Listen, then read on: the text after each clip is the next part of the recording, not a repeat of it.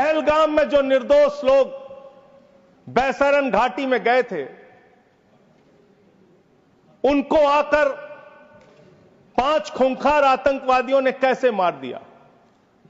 प्रधानमंत्री जी फिल्मी सितारों को संबोधित करने गए, फिल्मी सितारों को संबोधित करने गए, लेकिन जो लोग पहलगाम में मारे गए थे, उनकी पीड़ा, उनका हाल, उनका दुख, उनकी तकलीफ जानने के लिए नहीं गए। हम लोग बातचीत कर रहे थे। आसिम मलिक कौन है सर? आसिम मलिक कौन है? आसिम मलिक है आईएसआई का चीफ, जो पाकिस्तान के द्वारा प्रायोजित आतंकवाद का संरक्षक है। भारत की सरकार उससे बातचीत कर रही थी जब सेना लड़ रही थी। 8 मई को जब सेना लड़ रही थी, आप आईएसआई से बात कर रहे थे, आप आईएसआई से बात कर रहे थे। जा रहे हैं बार बार, तो इधर उधर की ना बात कर, ये बता कि काफिला क्यों लूटा। मुझे रहजनों से गिला तो है, लेकिन तेरी रहबरी पर सवाल है, आपकी रहबरी पर, आपके नेतृत्व पर सवाल है, और यह सवाल बार बार पूछा जाएगा। पहली प्राथमिकता भारत के प्रधानमंत्री के तौर पे क्या थी? सवाल यह है कि पहली प्राथमिकता आपकी क्या थी? पहली प्राथमिकता थी देश में आते, बिहार का चुनाव छोड़ते, पहले आप पहलगाम जाते। पहले आप यूनाइटेड स्टेट के सेक्रेटरी रोबियो का जो ट्वीट है, वो अगर मैं इस सदन में पढ़ दूंगा तो सरकार को बहुत शर्मिंदा होना पड़ेगा। इसलिए मैं आपको चाहता हूं कि इस पे जवाब दीजिए, जब जवाब दीजिएगा, और प्रधानमंत्री को जवाब देना चाहिए। Narendra Modi and Shahbaz Sharif, external affairs minister Subrahmanyam Jaishankar, chief of army staff Asim Munir and national security advisers Ajit Doval and Asim Malik. Asim Malik ISI का प्रमुख है। आसिम मलिक आईएसआई का की ओर से ट्रंप के लिए लाइन है कि तेरे खुलूस ने रखा मुझे अंधेरे में, तेरे खुलूस ने रखा मुझे अंधेरे में, तेरा फरेब मुझे रोशनी में ले आया, तेरा फरेब मुझे रोशनी में ले आया। ये फरेब पे फरेब, फरेब पे फरेब, धोखे पे धोखा, ये लगातार हो रहा है। मान्यवर प्रधानमंत्री जी अवतार हैं, वो अदृश्य रह के भी कहीं मौजूद हो सकते हैं। उनको आना नहीं होता शारीरिक रूप से, वो प्रकट हो जाते हैं, प्रकट हो जाते हैं। नॉन बायोलॉजिकल है सर वो। तो इसलिए प्रधानमंत्री कभी नहीं हो, चाहे बिहार का, चाहे हरियाणा का, चाहे राजस्थान का, चाहे हिंदुस्तान के किसी कोने का हो, उसके लिए गौरव और सम्मान की बात होती थी। सुबह 4 बजे उठ के दौड़ लगाता था, मेहनत करता था, उसकी मां दूध पिला के तैयार करती थी अपने बेटे को कि कभी जरूरत पड़ेगी तो अपने प्राणों की आहुति देके भारत माता की रक्षा करेगा। ये आपने उस जगह पे 4 साल की नौकरी कर दी। आप सेना के सम्मान की बात करते हैं। एक बार वो ट्वीट को जिसको ऑथेंटिकेट करने की बात कर रहे थे, मैंने उनको वो वापस पढ़ें, और पढ़ करके हिंदी में, या तो मैं तो गांव का आदमी हूं, अंग्रेजी समझता नहीं, समझा। वो हिंदी में चाह रहे हैं और मैं पढ़ दे रहा हूं सर इसको। आप अंग्रेजी में दे दो। हाँ नहीं, हिंदी में ही चाह रहा हूं, हिंदी में। पाकिस्तान जिसने लाल किले पे हमला किया, वो पाकिस्तान जो हिंदुस्तान में आतंकवाद फैलाता है, पहलगाम की घटना को अंजाम देता है, आप कह रहे हैं वो पाकिस्तान आपसे गिड़गिड़ाया, आप मान गए। अरे मान्यवर, वो हमारी बहनें भी तो गिड़गिड़ा रही थी, वो आतंकवादी तो नहीं माने, आप कैसे मान गए? US president said, well I stop the war, I love Pakistan, I love Pakistan. ये ट्रंप बोल रहा है। मोदी का दोस्त सर बार बार आप ही आ जा रहे हैं मना। ट्विटर हैंडल से मैं पूरी जिम्मेदारी से कह रहा हूं, अगर मैं गलत कह रहा हूं तो राष्ट्रीय अध्यक्ष जी यहां बैठे हैं बीजेपी के, मना कर देंगे। उन्होंने क्या पहला ट्वीट क्या आया? धर्म पूछा जाति नहीं, धर्म पूछा जाति नहीं। और जो कथावाचक मारे जा रहे हैं हमारे उत्तर प्रदेश में, वहां तो जाति पूछ के मार रहे हैं, जाति पूछ के मार रहे हैं। मंदिरों में घुसने नहीं दे रहे हैं, जाति पूछ के मार रहे हैं। ये भी तो हो रहा है इस देश के अंदर। झूठी खबरें चलवा रहे हैं, लाहौर में घुस गए, इस्लामाबाद में घुस गए, यहां कराची में कब्जा हो गया, रावलपिंडी में कब्जा हो गया। अरे भाई, ऐसे वक्त में हमारी सेनाएं लड़ रही होती हैं, उनको सही जानकारी सारी चीजों की होती है, परिस्थितियों का। आप उनके जीवन को संकट में डाल रहे हैं। बात यहां पे चाइना की भी बात हुई। चाइना ने पूरी तरीके से पाकिस्तान का साथ दिया, पूरी तरीके से मिसाइल दिया। 4,83,033 करोड़ रुपए का आयात चीन से किया। 33 लाख करोड़ रुपए का आपने उनको व्यापार दिया, उनसे वहां से सामान आयात कर रहे हैं। आप चीन को लाखों करोड़ रुपए का व्यापार दे रहे हैं और चीन पाकिस्तान को मिसाइल दे रहा है। यह आपका समझौता है। बताया कि एक अडानी का पोर्ट है मुंड्रा में, वहां 260 करोड़ रुपए की ड्रग्स पकड़ी गई। फिर बताया 26 मई 2022 फिर एक अडानी के पोर्ट पे ही 11/7 बता रहा हूं संबंध भैया, अगर नहीं संबंध बताऊंगा तो मुझे मेरी राज्यसभा से सदस्यता खत्म कर देना। मैं कह रहा हूं इस देश के अंदर पाकिस्तान से, अफगानिस्तान से हजारों करोड़ का ड्रग्स आएगा और इसी देश में आतंकवाद फैलाया जाएगा, अडानी के पोर्ट पर पकड़ा जाएगा। अडानी कौन है? भारत के प्रधानमंत्री का सबसे करीबी व्यक्ति है। यह सवाल देश पूछना चाहता है, आप क्या करा रहे हैं देश के अंदर? इन ड्रग्स वाले मामले में जो पकड़े गए हैं इस पर क्या कार्रवाई हुई, यह जानना चाहता है देश। विपक्ष को ब्लेम करते हैं, विपक्ष को देशद्रोही कहते हैं, विपक्ष को गद्दार कहते हैं। आप पूरी दुनिया में घूमते हैं, एक देश आपके समर्थन में नहीं आता, एक भी देश आपके पक्ष में खड़ा नहीं होता। लेकिन श्री संजय सिंह,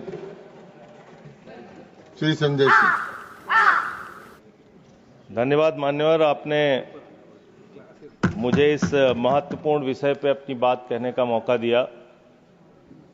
सबसे पहले मैं पहलगाम में जो निर्दोष निहत्थे लोग मारे गए, शहीद हुए, मैं उनको कहूंगा, उनको सर झुका के नमन करता हूं, श्रद्धांजलि देता हूं।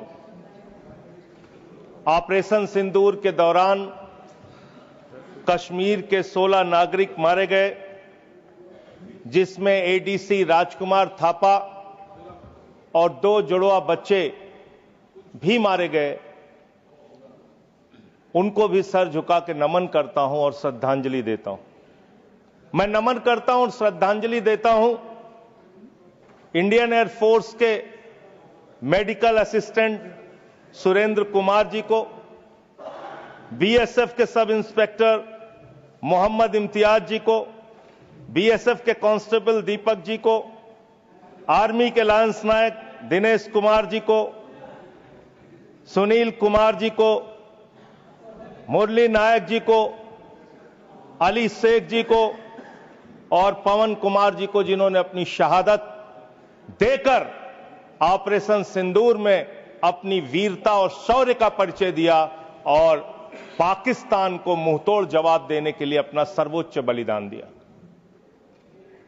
मान्यवर, कल से लेकर आज तक दोनों सदनों में सरकार की ओर से बहुत सारी बातें कही गई, अपना मुंह से खुद ही बखान किया गया, हमने ऐसा कर दिया, हमने वैसा कर दिया। हम भारत की सेना का, भारत के बहादुर सैनिकों का, बहादुर जवानों का बार बार नमन करेंगे, उनकी शौर्य और वीरता को बार बार प्रणाम करेंगे, लेकिन आपके नाकारेपन पर 1000 बार सवाल पूछेंगे मान्यवर, क्योंकि सवाल आपसे बनते हैं। पहलगाम में जो निर्दोष लोग बैसरन घाटी में गए थे, उनको आकर 5 खूंखार आतंकवादियों ने कैसे मार दिया? भारत की सीमा के अंदर 200 किलोमीटर वो आतंकवादी कैसे घुस गए? कहां से आपकी इंटेलिजेंस फेलियर हुई, उसके लिए कौन जवाबदेह है? और जब हम सर्वदलीय बैठक में बैठे थे, आदरणीय लीडर ऑफ अपोजिशन भी वहां पे थे, त्रुचि शिवाजी भी थे, और मान्यवर हमको बताया गया, सरकार के द्वारा बताया गया कि बैसरन घाटी में सिर्फ अमरनाथ यात्रा के 15 दिन पहले ही लोग आते हैं। ये तो पता नहीं किस गलती से होटल वालों के साथ मिलकर बैसरन घाटी को खोल दिया गया। अब इतने सारे अलग अलग दलों के नेताओं को सरकार के जिम्मेदार मंत्री, गृह मंत्री की मौजूदगी में, रक्षा मंत्री की मौजूदगी में गलत जानकारी दे रहे हैं। बाद में जब हमने पता किया तो पता चला कि हमेशा वो बैसरन घाटी खुली रहती है, लेकिन वहां सुरक्षा के कोई इंतजाम नहीं थे। मान्यवर, वो लोग चीखते रहे, चिल्लाते रहे, रोते रहे, बिलखते रहे, अपनी जान गंवाते रहे, सहायता मांगते रहे, लेकिन उनकी सहायता करने वाला कोई नहीं था। मैं गया था शुभम द्विवेदी जी के घर कानपुर में मान्यवर, और उनके पिता ने रो के एक ही मांग कही। उनकी पत्नी का रो रो के बुरा हाल था। उनके परिवार के लोगों ने, उनके पिताजी ने रो रो के एक ही बात कही, हमारे बेटे ने देश के लिए अपनी शहादत दी है। जो लोग इसमें मारे गए हैं, सरकार हमें क्या मदद देती है उससे हमें लेना देना नहीं, कम से कम हमको शहीद का दर्जा दिया। ये उनकी पीड़ा थी, उनकी मांग थी। मैं आपके माध्यम से सरकार तक उनकी भावनाएं पहुंचाना चाहता हूं। मान्यवर, बताया गया कि जब यह घटना हुई उसके बाद देश के गृह मंत्री वहां जाते हैं। देश के गृह मंत्री ने जाके वहां प्रेस कॉन्फ्रेंस किया, अपनी बात कही। उसके बाद प्रधानमंत्री को इसकी सूचना मिलती है। प्रधानमंत्री जी अपना कार्यक्रम छोड़ के भाग के आते सऊदी अरबिया से। पूरा देश इंतजार कर रहा था कि प्रधानमंत्री जी आ रहे हैं। प्रधानमंत्री जी निश्चित पहलगाम जाएंगे। प्रधानमंत्री जी पहलगाम नहीं गए मान्यवर। प्रधानमंत्री जी 24 अप्रैल को बिहार में चुनाव प्रचार गए। प्रधानमंत्री जी 1 मई को महाराष्ट्र, केरला और आंध्र प्रदेश में उद्घाटन करने के लिए गए। प्रधानमंत्री जी फिल्मी सितारों को संबोधित करने गए, फिल्मी सितारों को संबोधित करने गए, लेकिन जो लोग पहलगाम में मारे गए थे उनकी पीड़ा, उनका हाल, उनका दुख, उनकी तकलीफ जानने के लिए नहीं गए। मान्यवर, यहां कहा गया सेना के शौर्य को, बहादुरी को नमन कीजिए। हम करेंगे, बार बार करेंगे, लेकिन आपने सेना के लिए क्या किया? जया बच्चन जी कह रही क्या हैं यह देश जानना नहीं चाहता? जया बच्चन जी कह रही हैं कि आप गलत बोल रहे हो। कौन कह रहा है? जया बच्चन जी। आपने उतनी दूर से नहीं सुना होगा मान्यवर, आपने सुना नहीं होगा।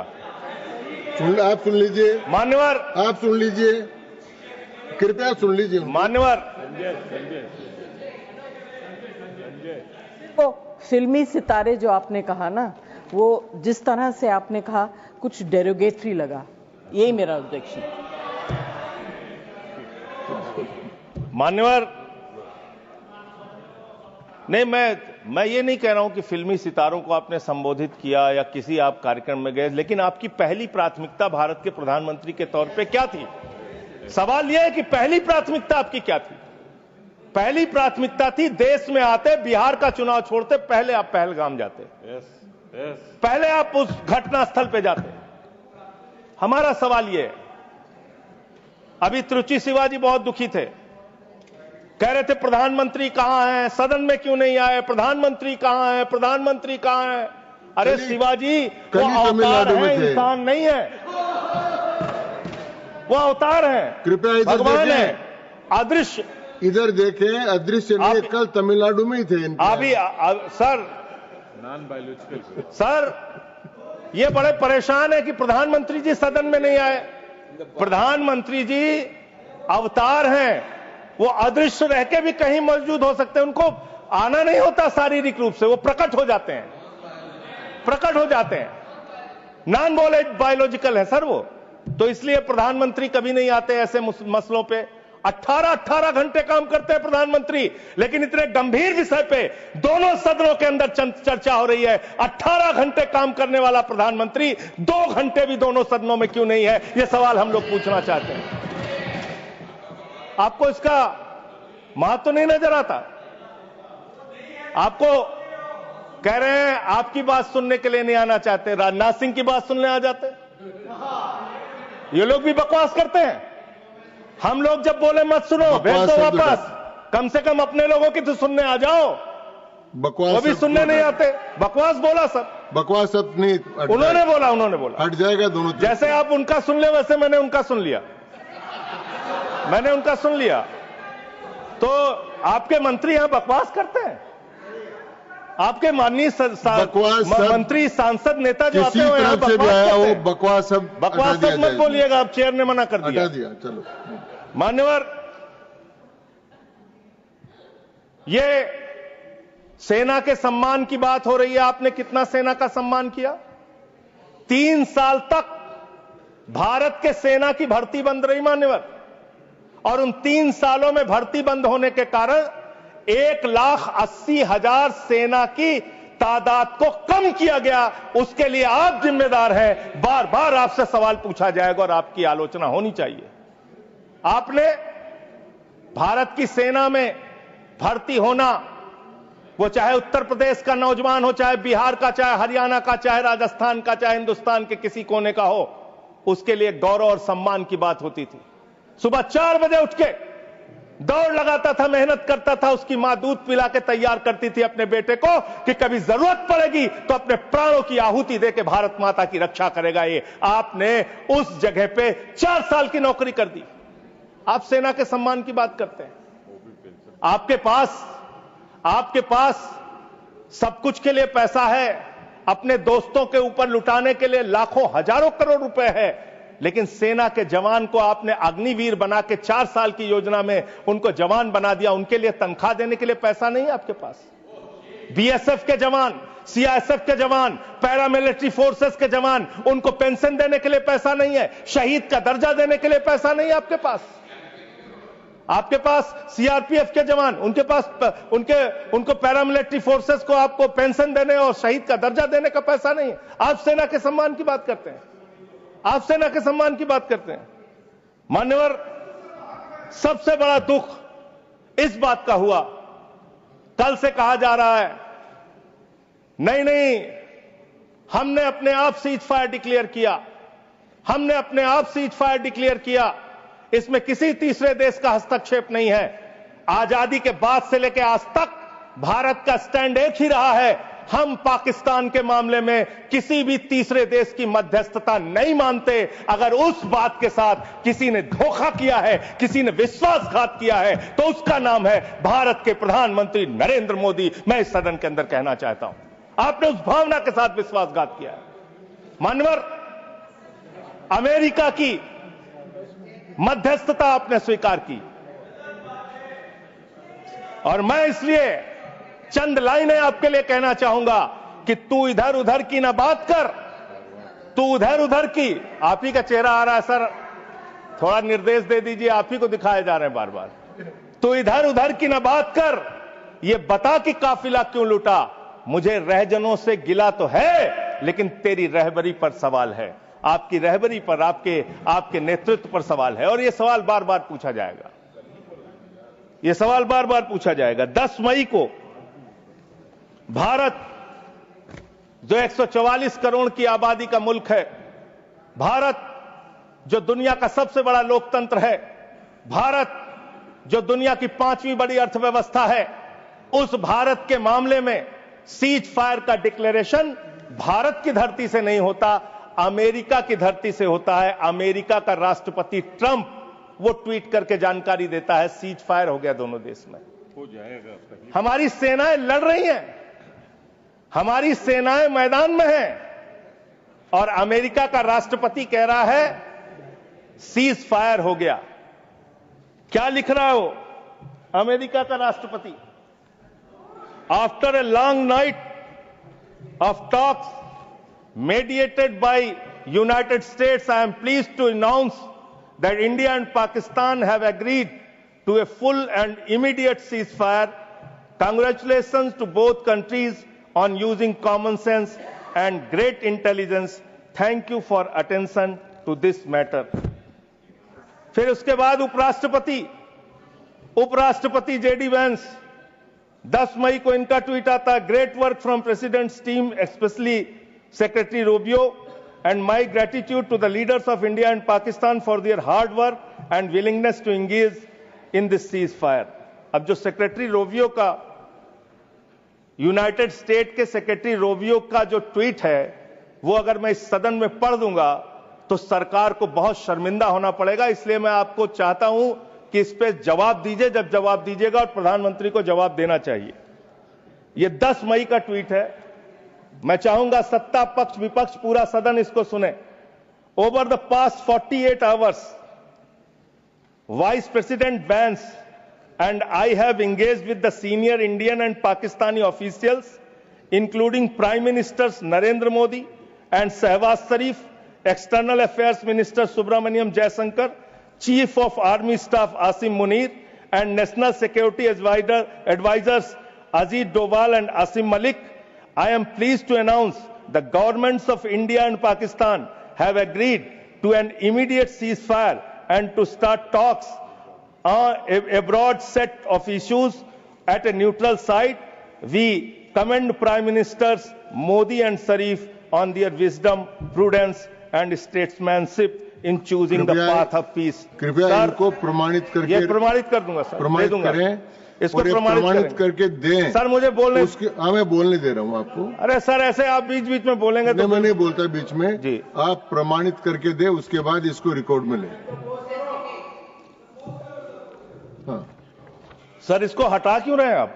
नहीं हटा रहा हूँ, मैं ये कह रहा हूँ कि आप मैं ये कह रहा हूँ कि ये तो ये प्रोसीडिंग में जाएगा। मैं इसको दे रहा हूँ सर, आपको दे दूंगा। हाँ दीजिए, दे दूंगा सर। मान्यवर, मैं बड़ी विनम्रता पूर्वक इस सरकार से ये पूछना चाहता हूं कि ये सेक्रेटरी, यूनाइटेड स्टेट का सेक्रेटरी जो है रूबियो, वो कह रहा है 10 मई को कि पिछले 48 घंटे से प्रधानमंत्री नरेंद्र मोदी से, पाकिस्तान के प्रधानमंत्री शरीफ से, वहां के एडवाइजर आसिम मलिक से हम लोग बातचीत कर रहे थे। आसिम मलिक कौन है सर? आसिम मलिक कौन है? आसिम मलिक है आईएसआई का चीफ, जो पाकिस्तान के द्वारा प्रायोजित आतंकवाद का संरक्षक है। भारत की सरकार उससे बातचीत कर रही थी जब सेना लड़ रही थी। 8 मई को जब सेना लड़ रही थी, आप आईएसआई से बात कर रहे थे। आप आईएसआई से बात कर रहे थे। आसिम मुनीर और आसिम मलिक दोनों से आप बात कर रहे थे। आप बात कर रहे थे आईएसआई से। हमारी सेना लड़ रही थी, आप आईएसआई से बात कर रहे थे। एक मिनट, आप शरीफ से बात कर रहे थे। क्या आप पॉइंट ऑफ पाकिस्तान ऑर्डर से है? बात कर रहे थे। एक point of order, point of, हाँ बाबू, एक I am not reading sir. माननीय सभापति निवेदन है, रूल सर, रूल आपके माध्यम से माननीय संजय सिंह जी को निवेदन करता हूं। एक बार वो ट्वीट को जिसको ऑथेंटिकेट करने की बात कर रहे थे, मैंने उनको वो वापस पढ़ें और पढ़ करके हिंदी में, या तो मैं तो गांव का आदमी हूं, अंग्रेजी समझता नहीं, समझा दें कि इसमें कहां इंटरप्रिटेशन है कि भारत सरकार बात कर रही थी उससे। पढ़ देता हूं। अपनी कन्वीनियंस में इंटरप्रेट क्यों कर रहे हैं साहब? फिर से पढ़ देता हूं सर। मैं मंत्री जी की मांग का समर्थन करता हूं। भाई मैं मंत्री जी की मांग का समर्थन करता हूं। मैं फिर से पढ़ रहा हूं। ये 10 मई का ट्वीट है। मैं मंत्री जी की मांग का समर्थन करते हुए फिर से पढ़ रहा हूं। देखिए, नियमों में over the past 48 Sanjay Singh ji सुनिए, नियमों में बहुत स्पष्ट प्रावधान है कि हम किसी भी विदेशी राष्ट्रपति का, विदेश मंत्री का, किसी मंत्री का हम उल्लेख नहीं करेंगे। क्यों? लेकिन यहाँ किसका उल्लेख नहीं हुआ सर? मैंने आपको, एक मिनट, आप चेयरमैन की रूलिंग है, सब सारी चीजों पे हम बोल सकते हैं मेरी सर। बात तो सुनिए, और हम क्रिटिसाइज तो कर नहीं बात रहे। सुन लीजिए प्लीज। हमें जानकारी दे रहे हैं सदन को। मैंने आपको कह दिया कि आप ऑथेंटिकेट करके इसको दे दीजिए। नहीं, वो हिंदी में चाह रहे हैं सर। चलिए, वो हिंदी में चाह रहे हैं और मैं पढ़ दे रहा हूं सर इसको। आप अंग्रेजी में दे दो। हाँ, नहीं हिंदी में ही चाह रहा हूं, हिंदी में। ओवर द पास्ट 48 आवर्स, पिछले 48 घंटे में उपराष्ट्रपति vents and I have engaged with senior Indian and Pakistani officials. तो इसमें प्रधानमंत्री मैं और सुन तो, अरे सुनिए तो भाई, नाम सुनिए सर, नाम सुनिए. Officials including prime ministers, Narendra Modi and Shehbaz Sharif, External Affairs Minister Subramaniam Jaishankar, Chief of Army Staff Asim Munir, and National Security Advisors Ajit Doval and Asim Malik. Asim Malik ISI का प्रमुख है. Asim Malik ISI का प्रमुख है. आपकी सरकार आसिम मलिक से कैसे बात कर रही थी?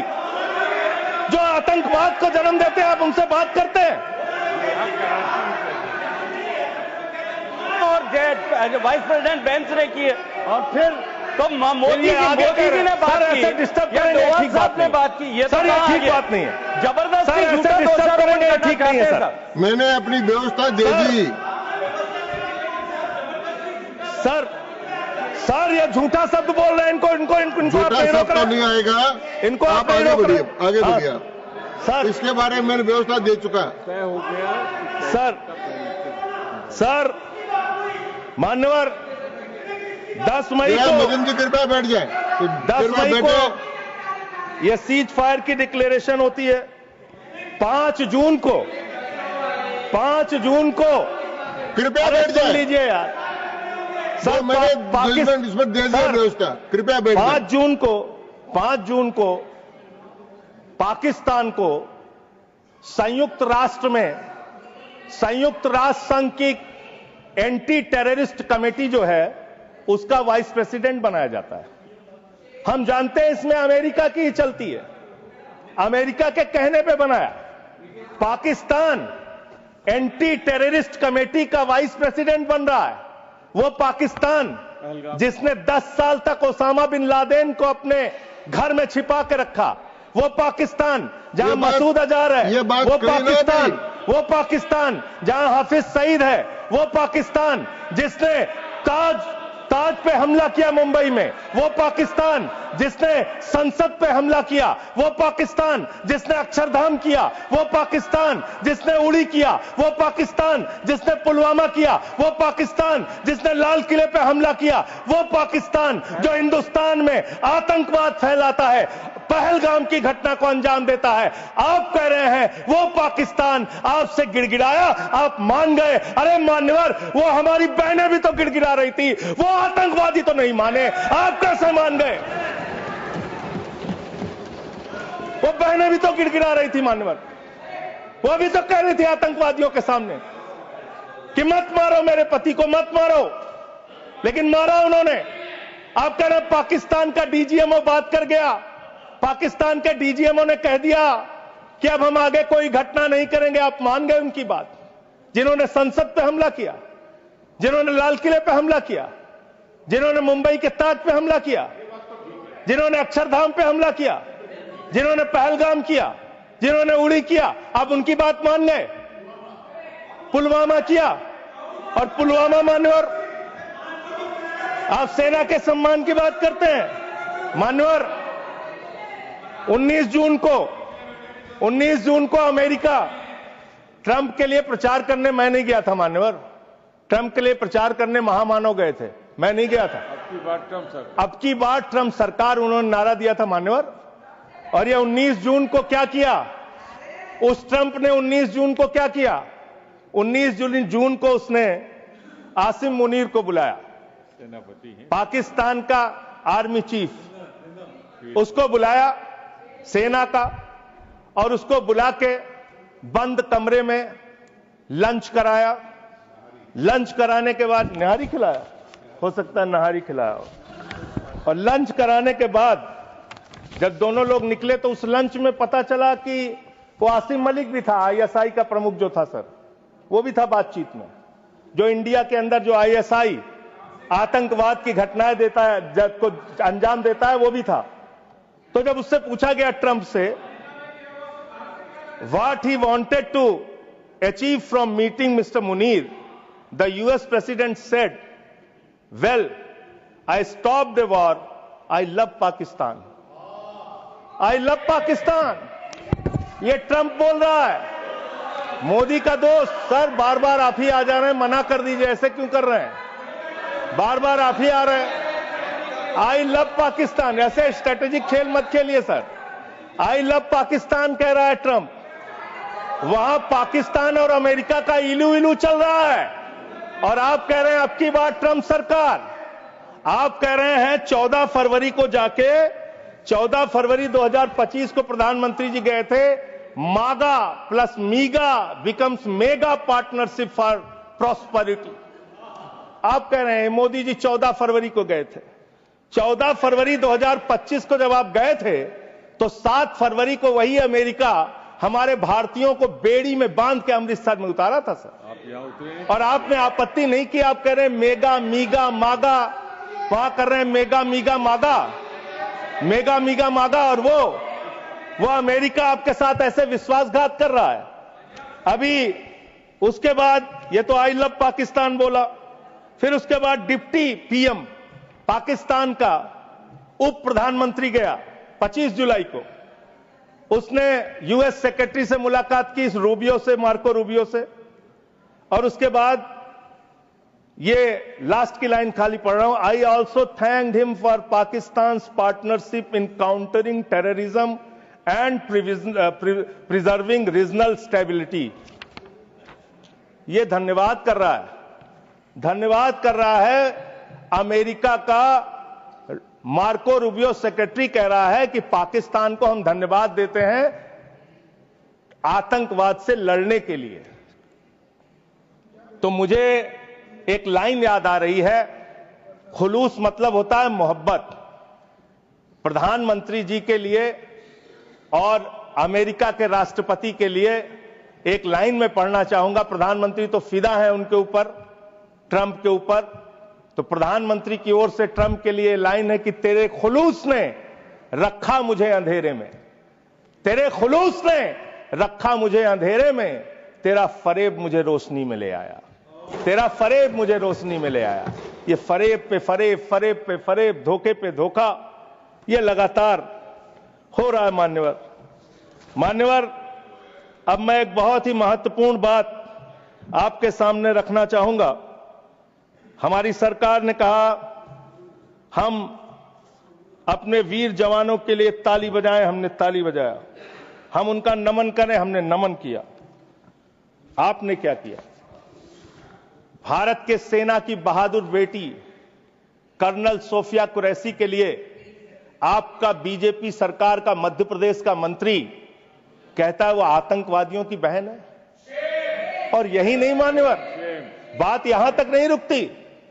कर्नल सोफिया कुरैशी को कहा आतंकवादी की बहन है।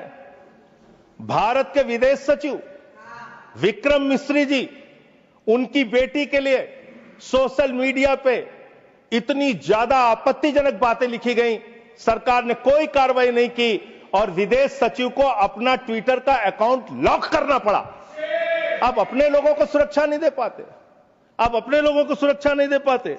और इतना ही नहीं मान्यवर, इतना ही नहीं मान्यवर, जो हिमांशु नरवाल जी की विधवा थी, बेवा पत्नी, उसने सिर्फ इतना कहा कि आतंकवाद को आतंकवाद के तरीके से निपटिए, लेकिन देश में अमन और शांति रखिए, कोई आपस में इसको लेके सांप्रदायिक दंगे फसाद लड़ाई झगड़े ना हो। इसमें कौन सी गलत बात कह दी?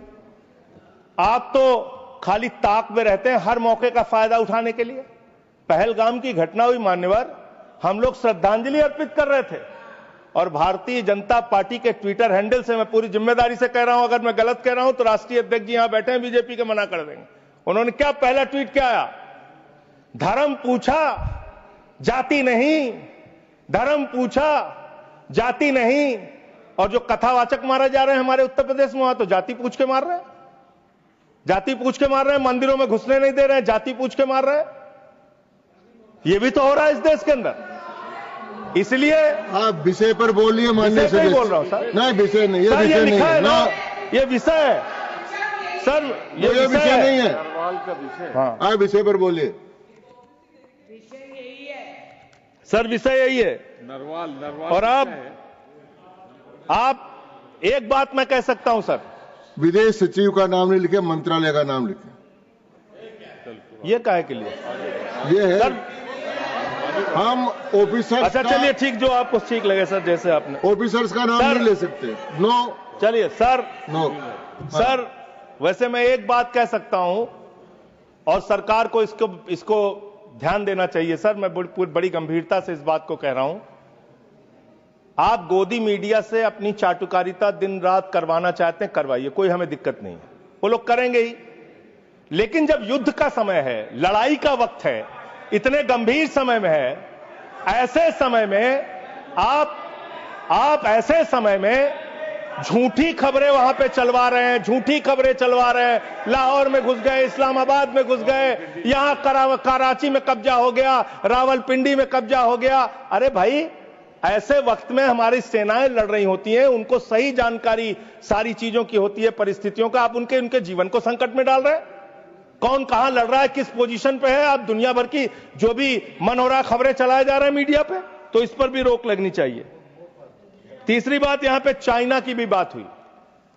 चाइना ने पूरी तरीके से पाकिस्तान का साथ दिया, पूरी तरीके से मिसाइल दिया, लड़ाई में हर तरीके से उनका साथ दिया, हर तरीके से पाकिस्तान का साथ देने का काम चीन ने किया, हर तरीके से पाकिस्तान का साथ देने का काम अमेरिका ने किया। और आप क्या कर रहे हैं चीन के साथ? मैंने कल देखा, मैंने सोचा मान्यवर कि चलिए इसी को देखते हैं। गलवान घाटी में जब हमारे जवान शहीद हुए, उसके बाद हमने चीन से अपने कैसे रिश्ते किए, आपने क्या किया, यह पूरे देश को जानना चाहिए और खास तौर से आपके समर्थकों को। 2020 के घटना के बाद गलवान घाटी में जब हमारे जवान शहीद हुए, उसके बाद आपने 4,83,033 करोड़ रुपए का आयात चीन से किया। 2021-22 में आपने 7,10,148 करोड़ रुपए का व्यापार चीन से किया, आयात चीन से किया। 2022-23 में 8,03,533 करोड़ का आयात चीन से किया। 2023-24 में 8,38,442 करोड़ रुपए का आयात चीन से किया। 2024-25 में 9,41,718 करोड़ रुपए का आयात चीन से किया। आप चीन को लाखों करोड़, 37 लाख करोड़ रुपए पिछले 5 सालों में आपने 37 लाख करोड़ रुपए का सामान चीन से भारत में आयात किया। आप चीन को रुपया पे रुपया, लाखों करोड़ कमा रहे हैं। माननीय सदस्य, आप हर एक चीज में रोकेंगे सर, इसमें मैं तो ये आंकड़ा बिल्कुल ये रिलेवेंट नहीं है। आप ये रिलेवेंट है, मैं बता रहा हूं सर मैं बता रहा हूं सर, इसको लीजिए आप सर। ये एम्बेसी ऑफ इंडिया बीजिंग, ये एम्बेसी ऑफ इंडिया भारत की एम्बेसी का ये डाटा है और वेबसाइट पे आप जा सकते हैं, चेक करा सकते हैं, ये वहां से मिला डाटा। ये 37 लाख करोड़ रुपए का आपने उनको व्यापार दिया, उनसे वहां से सामान आयात कर रहे हैं। आप चीन को लाखों करोड़ रुपए का व्यापार दे रहे हैं और चीन पाकिस्तान को मिसाइल दे रहा है। ये आपका समझौता है, ये आपका समझौता है। आप उस चीन के राष्ट्रपति को झूला झुलाते हैं और ये हमारे साथ चीन कर रहा है, ये हमारे साथ चीन कर रहा है। ये इस देश को जानना जरूरी है। पाकिस्तान को कर्जा मिलता है IMF से, वर्ल्ड बैंक से, और ये कर्जा मिलता है लगभग 3 लाख करोड़ रुपए का कर्जा उनका सैंक्शन हो चुका है, मिल जाएगा। और काफी विरोध भी किया सरकार ने, लेकिन माने नहीं, वो लोग माने नहीं। लड़ाई के समय में उनका कर्जा सैंक्शन हो रहा है और वो पैसा कहां लगेगा? आतंकवाद को बढ़ावा देने में, आतंकवाद को फैलाने में। और अंत में बस मैं सिर्फ एक रिपोर्ट पढ़ के अपनी बात को खत्म करूंगा। हिंदुस्तान में आतंकवाद बढ़ कैसे रहा है, सोर्स पहले ही बता देता हूं। क्वेश्चन नंबर 2802 लोकसभा, दिनांक 18 मार्च 2025। भारत की सरकार का जवाब है, मेरा जवाब नहीं है। इस क्वेश्चन में पूछा गया गृह मंत्रालय से कि हिंदुस्तान में कितने ड्रग्स पिछले 5 साल में पकड़े गए। इसका तो क्या संबंध है इस चर्चा से? सर अब आप इसको भी नहीं मानेंगे, सर अब आप इसको भी नहीं मानेंगे। इस चर्चा से मतलब इसका ये संबंध जो नहीं। ऑथेंटिक डॉक्यूमेंट है इसको भी आप मानेंगे नहीं? डॉक्यूमेंट का नहीं है, जिस विषय पर तो मुझे ऑपरेशन आप सिंदूर कंटिन्यू पर करें। चर्चा हो मैं रही है, समझा रहा हूं उसका सर। संबंध नहीं है। सर, ये ड्रग्स का पैसा आतंकवाद में लग रहा है।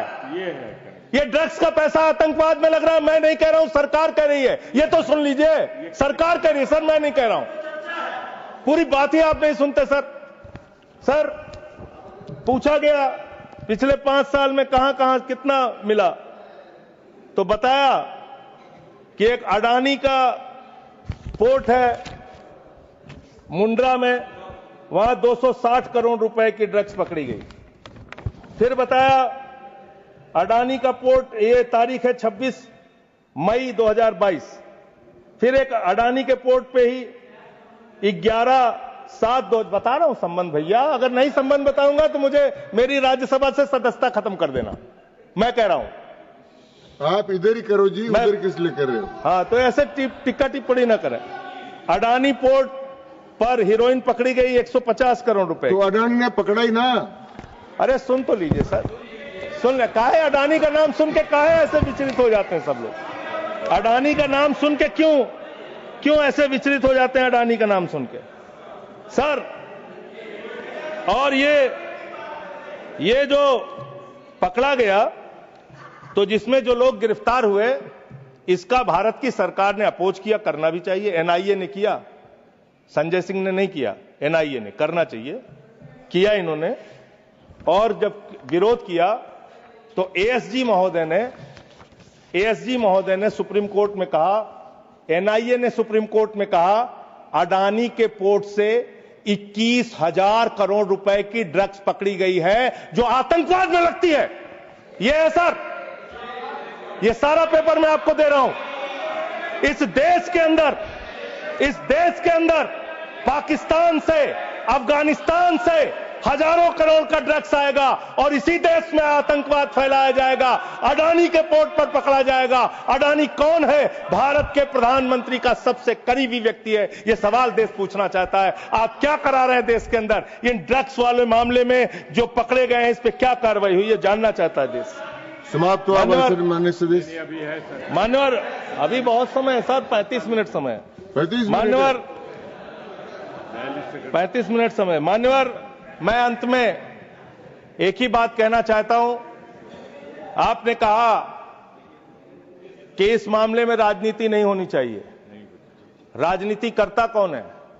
हर मामले में आप राजनीति करते हैं, हर मामले में आप राजनीति करते हैं, हमेशा विपक्ष को ब्लेम करते हैं, विपक्ष को देशद्रोही कहते हैं, विपक्ष को गद्दार कहते हैं। आप पूरी दुनिया में घूमते हैं, एक देश आपके समर्थन में नहीं आता, एक भी देश आपके पक्ष में खड़ा नहीं होता, लेकिन जब आपको जरूरत होती है आप कहते हैं विपक्ष के लोगों पूरी दुनिया में जाओ और भारत के पक्ष में बोल के आओ। गए विपक्ष के लोग, हमारी भी पार्टी के 2 सांसद गए और हम सरकार का पक्ष दुनिया में रख कर आए। जब भी देश पे संकट होगा हम आपके साथ खड़े हैं, लेकिन लोगों को बांटने का काम, अपमानित करने का काम और रोज रोज इस तरीके से गद्दार कहने का काम बंद कीजिए। बहुत बहुत धन्यवाद। माननीय धन्यवाद। Shri येरम Venkat Subba Reddy. Shri येरम Venkat Subba Reddy. Yes, sir. Thank you, Vice Chairman, sir, for giving me this opportunity to